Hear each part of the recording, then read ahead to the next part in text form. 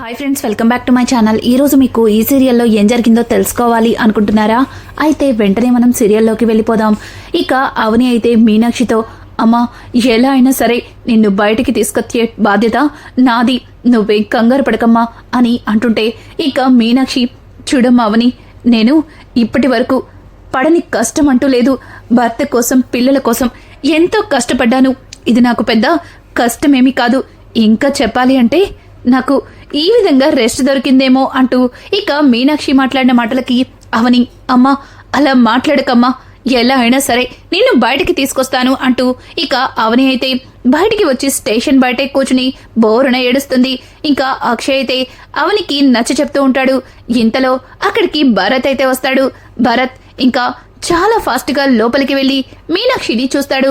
ఒక్కసారిగా మీనాక్షి, నాన్న భరత్ అంటూ ఇక భరత్ ని తన రెండు చేతులతో తన మొహాన్ని దగ్గరికి తీసుకుంటుంటే, ఇక భరత్, ఎందుకమ్మా ఇలా చేసావు అంటూ ఇక భరత్ అయితే మీనాక్షిని నిలదీస్తూ ఉంటే, ఒక్కసారిగా మీనాక్షి, అంటే నువ్వు కూడా ఈ తప్పు నేనే చేశానని నమ్ముతున్నావా? చూడు, అక్కని కాపాడడం కోసం నేను నిందని నా తల మీద వేసుకున్నాను. అక్కని కాపాడడం కోసం ఇంతకంటే ఏం చేయాలో నాకు తెలియలేదురా. కానీ నువ్వు నన్ను అనుమానిస్తున్నట్టు మాట్లాడుతుంటే నాకు చాలా బాధగా ఉందిరా అంటుంటే, ఇక భరత్, అమ్మా చెయ్యని తప్పుకి నిందని ఎందుకు అనుభవిస్తున్నావని నేను కూడా అడుగుతున్నాను. అసలు నువ్వు శిక్షని అనుభవించడమేంటి?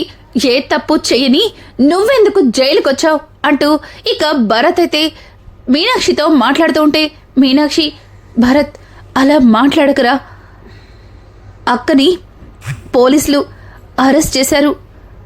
నేనుండగా అక్కని అరెస్ట్ చేస్తుంటే నేను ఎలా ఊరుకుంటాను? అందుకే ఆ తప్పు నేనే చేశానని స్టేషన్కి వచ్చాను. అయినా ఏం కాదులే, ఎలా అయినా సరే అవని నన్ను బయటికి తీసుకొస్తుంది, నువ్వు బాధపడమాకు అంటూ మీనాక్షి అయితే ఇక భరత్కి నచ్చ చెప్తుంది. భరత్ కూడా మీనాక్షి మాటలకి ఏం మాట్లాడకుండా బయటకైతే వచ్చేస్తాడు. ఒక్కసారిగా అవని ఇక భరత్ని చూసి, తమ్ముడు, అమ్మకేం కాదు తమ్ముడు, నువ్వేం కంగారు పడకు, నేనేదో ఒకటి చేసి అమ్మని బయటికి తీసుకొస్తాను తమ్ముడు అంటూ ఇక అవని అయితే భరత్ దగ్గరికి వెళ్ళి భరత్తో చెప్తుంటే, ఒక్కసారిగా భరత్, అమ్మనే కనుక బయటికి తీసుకురాకపోతే నేనేం చేస్తానో కూడా నాకే తెలీదు.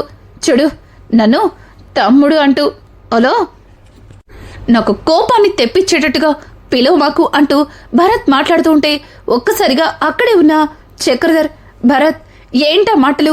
అవును, నీకు తోడబుట్టిన అక్క అని అంటుంటే, ఎవరన్నారు? తోడబుట్టిన అక్కంటే తల్లిని తమ్ముణ్ణి ప్రేమగా చూసుకుంటారు, అంతేగాని ఇలా బాధ పెట్టరు. అయినా అమ్మలా చూసుకునే రాజేశ్వరి అమ్మని తోసేసి ఆవిడ చావుకి కారణమయ్యావు. నువ్వు చేసిన తప్పుకి అక్కడ అమ్మ శిక్ష అనుభవించేలా చేశావు. ఇంకా ఏం తెలియనట్టు నా దగ్గర ప్రేమని నటించద్దు. చూడు, నీ ప్రేమని చూస్తుంటేనే నాకెందుకో భయంగా ఉంది. తర్వాత నన్నేం చేస్తావా అని నాకు కంగారుగా ఉంది అంటూ ఇక భరత్ మాట్లాడుతుంటే, ఒక్కసారిగా అక్షయ్, భరత్ నువ్వనవసరంగా నోరు పారేసుకుంటున్నావు. అక్కడ ఏం జరిగిందో తెలియకుండా పల్లవి చెప్పిన మాటల్ని గుడ్డిగా నమ్ముతున్నావు అని అంటుంటే, చూడండి, నేను ఎవరు చెప్పింది నమ్మట్లేదు, జరిగిందే మాట్లాడుతున్నాను. చూడండి, మీ వల్ల మా అమ్మకేదన్నా జరగరాంది జరిగితే నేను ఊరుకునేది లేదు. అమ్మ సేఫ్గా బయటికి రావాలి అంటూ ఇక భరత్ అయితే అక్కడి నుంచి వెళ్ళిపోతాడు. ఒక్కసారిగా అవని, ఎవండి చూసారా, వాణ్ణి నేను తమ్ముడని కూడా పిలవకూడదట. వాడు చూసారుగా ఎలా మాట్లాడుతున్నాడో, దీన్నంతటికి కారణం పల్లవినే అని చెప్పి ఇక అవని మాట్లాడుతూ ఉంటే, చక్రధర్, చూడమ్మా అవని, పల్లవికి మీనాక్షినే తన కన్న తల్లని తెలియక తను ఇలా చేసింది. ఒకసారి మనం పల్లవితో మాట్లాడితే పల్లవికి అన్నీ అర్థమవుతాయి అని అంటుంటే, ఇక అవని అయితే, నాన్న ఇప్పుడు ఇట్లాంటి పరిస్థితుల్లో మనం అమ్మే తన కన్న తల్లని చెప్తే తనని బయటికి తీసుకురావడం కోసం మనం కావాలని ఈ స్టోరీ చెప్తున్నామని పల్లవి అస్సలు మన మాట వినదు. పల్లవి ముందు ఎందుకు ఇలా చేసిందో తెలుసుకుంటాను. అంతా తెలిసి కూడా ఎందుకు ఇలాంటి పొరపాట్లు చేస్తుందో పల్లవికి అర్థమయ్యేలా చెప్పడానికి ప్రయత్నిస్తాను అంటూ ఇక అవని అయితే పల్లవి దగ్గరికి వెళ్తుంది. ఇక పల్లవి అని గట్టిగా పిలవడంతో పల్లవి కిందకి దిగుతుంది. వచ్చావా? నువ్వు వస్తావని ముందుగానే గెస్ చేశాను. ఏంటి, ఎందుకొచ్చావు? మీ అమ్మకి బెయిల్ ఇప్పించడానికి నానా తంటాలు పడి బెయిల్ రాకపోయేసరికి నా దగ్గరికి వచ్చినట్టుగా నాకు అర్థమవుతుందిలే. చూడు, మీ అమ్మ చేసింది మామూలు తప్పు కాదు, ఒక మర్డర్. మరి మర్డర్ చేసిన వాళ్ళకి బెయిల్ అంత ఈజీగా ఎలా వస్తుంది? నిజానికి మీ అమ్మ స్థానంలో నువ్వు ఉండాలి, కానీ నువ్వు తప్పించుకుని మీ అమ్మని బలే ఇరికిచ్చేశావు అంటూ పల్లవి మాట్లాడుతూ ఉంటే పల్లవి పిచ్చి పిచ్చి వాగుడు వాగేవంటే చెంప పగులుతుంది అని అంటుంటే, చూడు, నీకు చెంప పగల కొట్టడం కంటే మనుషుల్ని తోసేసి చంపడం బాగా అలవాటు కదా అని చెప్పి ఇక పల్లవి అయితే అవనితో మాట్లాడుతూ ఉంటే అవని అయితే, చూడు పల్లవి, నువ్వు పొరపాటు పడుతున్నావు. నిజంగా పిన్నిని మేమెవ్వరం తోసేలేదు. అక్కడ జరిగిన గొడవకి పిన్ని ఆవేశపడుతూ ముందుకొచ్చింది. అలా వచ్చేటప్పుడు తను అక్కడే ఉన్న ఒక కర్ర మీద కాలేసి జారి వెనక్కి పడిపోయింది. తనని ఎవ్వరూ చంపలేదు. నువ్వు నా మీద కోపంతో ఇంకా పగలు ప్రతీకారాలంటూ ఇట్లాంటి పిచ్చి పనులు చెయ్యమాకు. ఇప్పటికైనా నిజమేంటో తెలుసుకో అంటూ అవని అయితే పల్లవికి నచ్చ చెప్తుంటే, నువ్వు నాకు చెప్పేదేంటి? నాకు ఎవ్వరూ నిజం చెప్పక్కర్లేదు. నాకు ఏం జరిగిందో అంతా తెలుసు. నా కళ్ళతో నేను చూశాను. మా అమ్మని నీ చేతులతో నువ్వు తోసేశావు అని అంటుంటే ఒక్కసారిగా అక్కడైతే రాజేంద్ర అలాగే కమల్ అయితే వస్తారు. ఏంటి, మీ అమ్మని తోసేసింది వదనే అన్నమాట, నువ్వు అంత క్లారిటీగా చూసావన్నమాట అంటూ ఇక కమల్ మాట్లాడుతుంటే ఇంకా పల్లవి అయితే కమల్ని అలాగే వాళ్ళ ఇంటికి వచ్చిన రాజేంద్రని చూసి షాక్ అయిపోతుంది. ఇక పల్లవి అయితే, ఏంటి, ఈ ముసలోడికి కోమా నుంచి బయటకు వచ్చేసాడా? ఇప్పుడు కమల్ భవన్ తీసుకుని నేరుగా ఇక్కడికే వచ్చాడంటే ఖచ్చితంగా ఈ ముసలోడిని చంపాలని ప్రయత్నించింది నేనే అన్న నిజం కమల్ బావకి చెప్పేసి ఉంటాడు. ఇప్పుడు నేను ఏం చేయాలి అంటూ పల్లవి భయపడుతుంటే ఇక కమల్, హలో, ఏంటి అడుగుతుంటే సమాధానం చెప్పవేంటి? నువ్వు మీ అమ్మని తోసేసింది అవని వదినే అంటూ పదే పదే గొంతు చించుకొని చెప్తున్నావు కదా, మరి వదిన తోసినట్టు నీ దగ్గర ఏదన్నా సాక్ష్యం ఉందా అంటూ ఇంకా కమల్ అయితే పల్లవిని అడుగుతూ ఉంటే పల్లవి, అది ఏంటి బావా అలా మాట్లాడుతున్నావు? నేను అవని యొక్క తోసేయడం నా కళ్ళతో చూశాను, అందుకే చూసిందే చెప్పాను. కానీ నువ్వేదో అవని ఏ తప్పు చేయనట్టు మా అమ్మని నా చేతులతో నేనే చంపేసి కావాలని అవని అక్క మీద వాళ్ళమ్మ మీద నిందలు వేస్తున్నట్టు మాట్లాడుతున్నావేంటి బావా అంటూ ఇంకా పల్లవి అయితే కమల్ని అంటుంటే ఇక ఇంతలో చక్రధర్, అవును, నా చెల్లెల్ని పొట్టన పెట్టుకుంది నువ్వే అని అనడంతో ఒక్కసారిగా పల్లవి షాక్ అయిపోతుంది. ఇక అప్పుడే వచ్చిన పెద్దావిడ రాజేంద్రని చూసి, రాజేంద్ర, నువ్వు కోమా నుంచి బయటకు వచ్చేసావా? నేను ఇలా చూస్తుంటే నిజంగా నాకు చాలా సంతోషంగా ఉంది. కానీ రాజేశ్వరి మనకి లేదన్న సంగతి గుర్తుకొస్తుంటే నాకు గుండె పగిలిపోతుంది. ఆ దేవుడు ముసల్దాన్ని నన్ను తీసుకుపోయినా సరిపోయేది, నా కూతుర్ని తీసుకుపోయాడు. దీన్నంతటికీ కారణం ఇదిగో ఇక్కడున్న నీ పెద్ద కొడలే అంటూ పెద్దావిడైతే ఇక రాజేంద్రతో మాట్లాడుతుంటే, రాజేంద్ర, అమ్మా, నేను దాని గురించి మాట్లాడడానికే వచ్చాను. చెప్పు పల్లవి, రాజేశ్వరిని చంపింది నువ్వే కదా, మరి పల్లవి మీద అవని మీద నిందలేస్తున్నావేంటి అని అంటుంటే ఒక్కసారిగా పల్లవి షాక్ అయిపోతుంది. మావయ్య, మీరేమంటున్నారు? మా అమ్మని నేనెందుకు చంపుకుంటాను?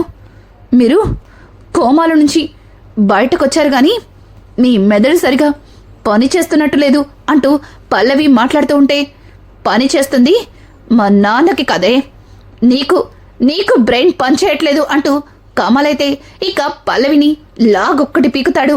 ఒక్కసారిగా పల్లవి, బావా అని గట్టిగా అరిస్తే, అరవకు, గట్టిగా అరిస్తే గొంతులు నులిమి చంపేస్తాను. ఏంటి, నువ్వు రాజేశ్వరి అత్తయ్యని చంపడం కళ్ళారా చూసావా? మరి రాజేశ్వరి అత్తయ్యకి అంతకు ముందే ఆవిడ తాగున్న జ్యూస్లో నువ్వు ఏంటి కలిపావు అని అడగడంతో ఒక్కసారిగా పల్లవి షాక్ అయిపోతుంది. నేనెందుకు కలుపుతాను అంటూ ఇక కమల్ని అడుగుతుంటే ఇంతలో రాజేంద్ర, నువ్వు కలిపావు. నువ్వు రాజేశ్వరికి స్లీపింగ్ టాబ్లెట్స్ కలిపేసి తనకి ఇవ్వడం నా కళ్ళతో నేను చూశాను. అప్పుడు నేను మాట్లాడలేని పరిస్థితిలో ఉన్నాను కాబట్టి మాట్లాడలేకపోయాను. కానీ ఇప్పుడు ఇంత అనర్థం జరుగుతున్నా మాట్లాడి కూడా నిజం చెప్పకపోతే నిజంగానే నన్ను మీ అమ్మ ఆత్మ శాంతించదు అంటూ ఇంకా రాజేంద్ర అయితే పల్లవితో మాట్లాడుతుంటే ఒక్కసారిగా అక్కడ ఉన్న అవని షాక్ అయిపోతుంది. మావయ్య ఏమంటున్నారు? రాజేశ్వరి పిన్నికి పల్లవి మత్తు టాబ్లెట్స్ ఇచ్చిందా అని అంటుంటే, అవునమ్మా, అవును, 1, 2 కాదు, ఫుల్ బాటిల్లో ఉన్న అన్ని టాబ్లెట్స్ని ఒకేసారి జ్యూస్లో కలిపిచ్చేసింది. అంటే తను రాజేశ్వరిని చంపాలని ప్రయత్నించినట్టే కదా అని అంటుంటే ఇక పల్లవి అయితే, లేదు, మా అమ్మని నేనెందుకు చంపుతాను? మీరు కావాలని నా మీద కుట్ర వేస్తున్నారు. మీనాక్షిని కాపాడడం కోసం నన్ను ఇరికించాలని చూస్తున్నారు అని అంటుంటే ఇక అక్కడే ఉన్న పెద్దావిడ, రాజేంద్ర, నువ్వు ఏం మాట్లాడుతున్నావో నాకైతే అర్థం కావట్లేదు. అయినా రాజేశ్వరిని పల్లవి ఎందుకు చంపుతుంది? అసలు తనకేమవసరం?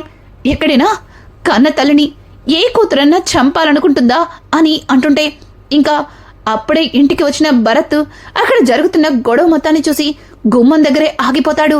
ఇంకా పక్కన ఉన్న కమలైతే, అదేంటో దీన్నే అడిగి తెలుసుకుంటాను. ఏయ్, మర్యాదగా చెప్పు, ఎందుకు పిన్నికి అన్ని టాబ్లెట్స్ని ఇచ్చావు? చెప్తావా లేదా?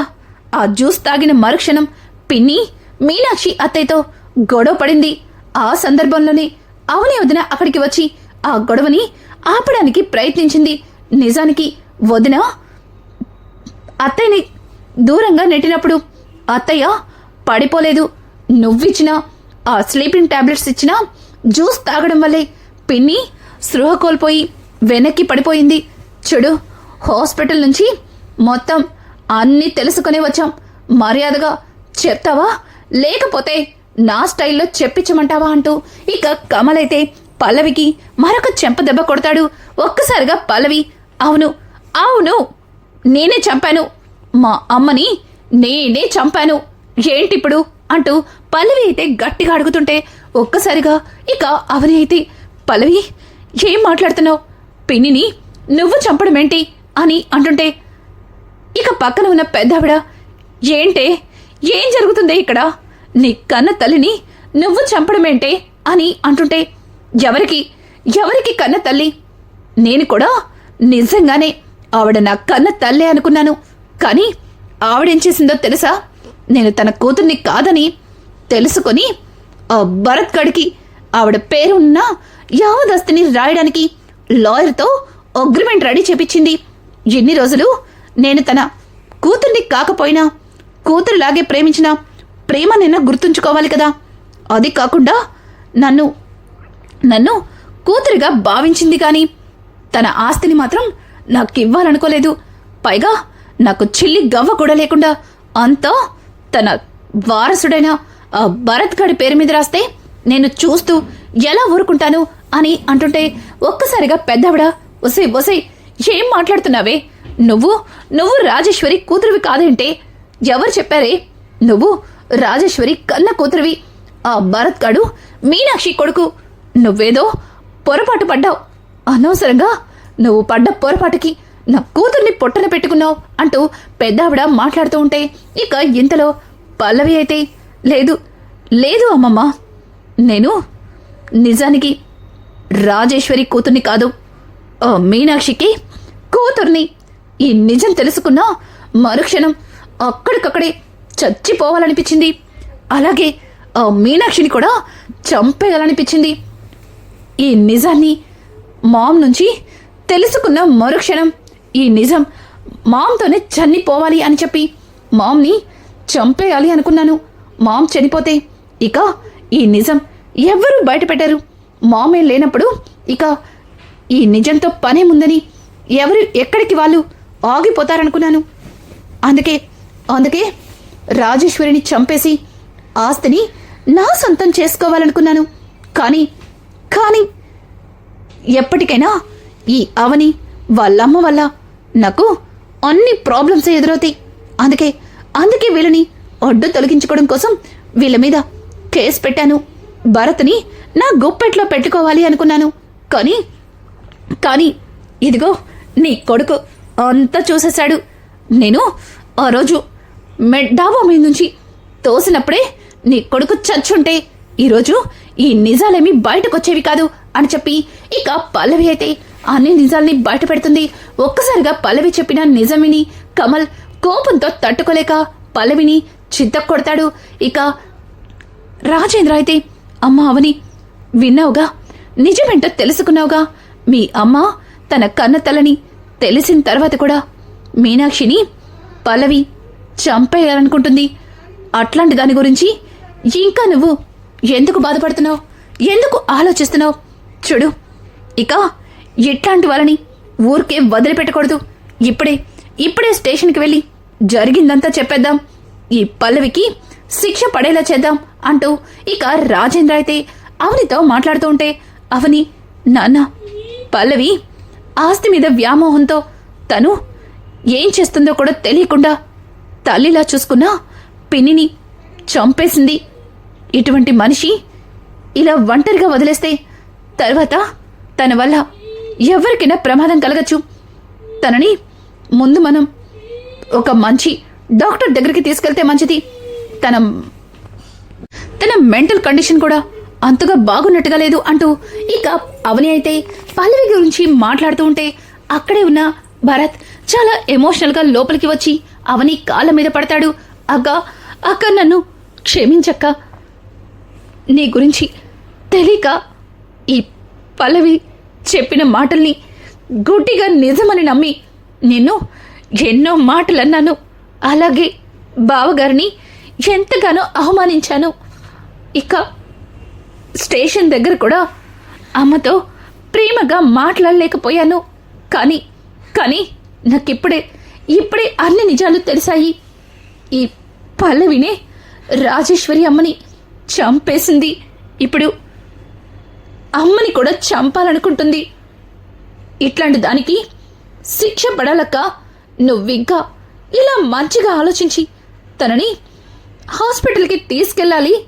తన మెంటల్ కండిషన్ బాగాలేదంటూ ఎందుకక్క ఇలా ఆలోచిస్తున్నావు అంటూ ఇంకా భరత్ అయితే అవనితో మాట్లాడుతూ ఉంటే అక్కడే ఉన్న పల్లవి, భరత్ నువ్విదంతా నమ్మమాకు.